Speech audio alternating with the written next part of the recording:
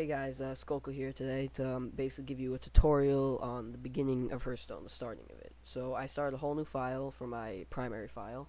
I've been playing for quite a while now, and I decided that when I first started, I had a lot of issues, and I just wanted to basically make a tutorial to help people when they're first starting the game. So I'm going to make for you guys 3 decks today, which actually I already made. They're all basic decks, only contain basic cards. I unlocked nothing. It's a brand new file.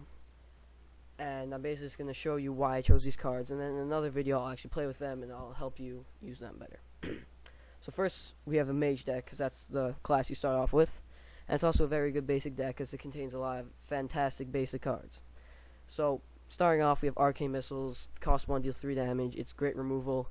However, when you're using this card, I've seen people play it on turn 1, never play it on turn 1 unless they have a guy out to kill, because you don't want to use it just to deal 3 damage to them. You want to be able to kill the guy and get board control. Next, we have Frostbolt, which is a very good card also, just because it costs 2, deal 3 damage to character, and freeze it. Freeze it will mean that they lose their next attack, and that's just great value. Arcane Intellect, so you never run out of cards in your hand, because if you run out of cards in Hearthstone and you're just top decking, you're in very big trouble. Fireball is one of the best spells in the game, costs 4, deal 6 damage, great value. Polymorph, you use down any big guy, just completely take care of them. Those are all great cards. Next is 6 Swampoos is fantastic. Cost 2, 3 2s are better than the 2 3s almost always, plus has a very, very good effect. Because destroying your opponent's weapon can be very valuable. Blood from After, just because it's a 2/3/2 again, and you have 2 of those because you just need your good mana curve. Start off with the early game and go to the later game. So like here, nice start of early game cards, going to late game cards. You need that. It's very important when you're first starting Hearthstone. Next we have Shadow Sun Cleric, because this card has just such fantastic value, because it gives you the same cost as a 2 cost minion with the 3/2. However, you also get to give a minion plus 1/1, which can make you have some very, very good trades. Chillwind Yeti is also just a fantastic card, 4/4/5, so you can just get a good minion out for only 4. And the good thing about this is that extra health, because that means he'll be able to trade with minions without dying, so you could get more control over the board. Next we have Ascension Shield Master. He's just a good taunter. You need a few taunters in your deck, 'cause then otherwise you could just get your hero points attacked instantly, and that won't be good. So he just works out fine for that. Next we have, like usually in most decks, actually I'll just stop here, Nomish Inventor is a very good card, and I'll put in 2. However, I only put in 1 because we have 2 Arcane Intellects. Now, Nomish Inventor is a good card. Even though its stats might look terrible, it's good because you get to draw a card, so you get to have cards in your hand, and you get to put a guy on the field. You never just want to be able to draw cards and not be able to put anyone out. You have to have someone out to control the game, otherwise you'll just get obliterated. Gurubashi Berserker is a nice card in Mage, because Mage's hero power allows you to deal 1 damage to a minion. So, with this card, you can deal 1 damage to this, and it'll gain the extra attack. So it's just a nice card to have, good 5-drop, and 5-drops are usually pretty weak in this category because they're not so great. Boulderfist Ogre, just have good stats, stat simple, even says it right there. 6/6/7, stat simple, it's a great card. I'll go more in depth when I'm actually playing the game. And then finally Stormwind Champion's good, just because 7/6/6, so stats might not be good, but all your other minions have plus 1/1, so you can completely control the board. So that's a nice rundown of Mage. Again, I'll go further in depth when I'm actually playing it and using it more. I actually did skip a few cards. Wolf Rider here, which is just charge means it can attack in the same turn as played, so it's good for removal. Cobalt Geomancer is just solid because it'll give you extra spell damage. This will do 4 damage, this will do 4 damage, and the Fireball will do 7 damage, so it works out pretty good. Alright, that's Mage. That's the class you start off with. Very basic, very solid in my opinion. Next is Warlock. Now, a lot of people don't use Warlock because they're just scared of it. I don't know why. It's just not such a popular class in the beginning. So I personally think otherwise. I think it's amazing for the beginning because its ability allows you to always pick cards. You can always have cards in your hand. So we'll just start off with the cards again. Voidwalker is just great. 1/1/3 taunt, great value. 6 Swampoos, Bloodfen Raptor, all great cards. Same thing as last time. However, let's just start with the basic cards here. We have Succubus, which has very good stats for a 2-cost minion. However, you have to discard a card. So keep in mind when you're playing this card that you have to discard something also. Hellfire, just it's great removal. You just kill everyone on the board usually to reset the board. Shadow Bolt's good value for the spell. You can only do it to a minion, so make sure to keep that in mind. Now, since the cards are limited when you're first starting and you only have basic cards, I put in 1 drain life. Usually this is pretty bad because this restoring 2 health doesn't really matter that much, but you can use the extra damage sometimes, so that's why I put it in here. Once again, those cards, just basic.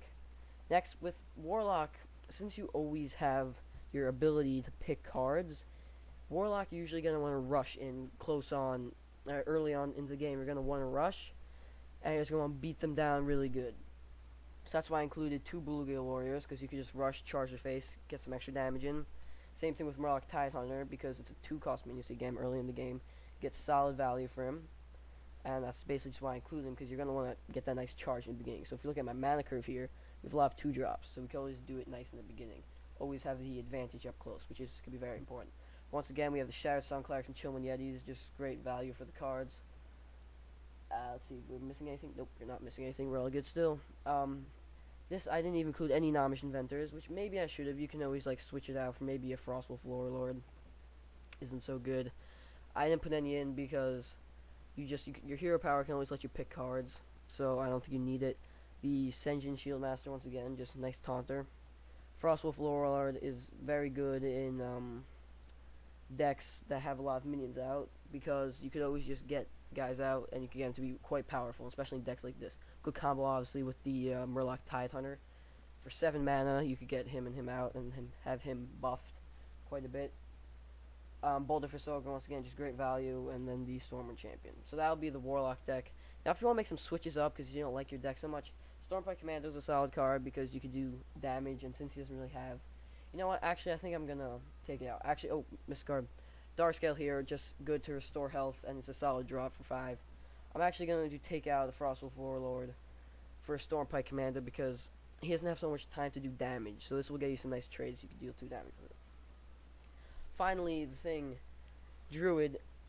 When I first started playing this, I completely avoided Druid. I don't know why. Druid's not very popular in the game. Everyone just uses Mage and Paladin because they hear they're the best. Druid, in my opinion, is one of the best classes. So let's just get started here. These are actually very unique cards. Innervate. It's a fantastic card to get in the beginning because it allows you to get super strong minions out on the first turn, because it gives you 2 mana crystals this turn. Claws, just good value, 2/2 for 1. Gives you some armor and some attack. Bark of the Wild is a nice buff card. You get Taunt, so you can taunt your guys up. And you get 2/2. It's only cost 2.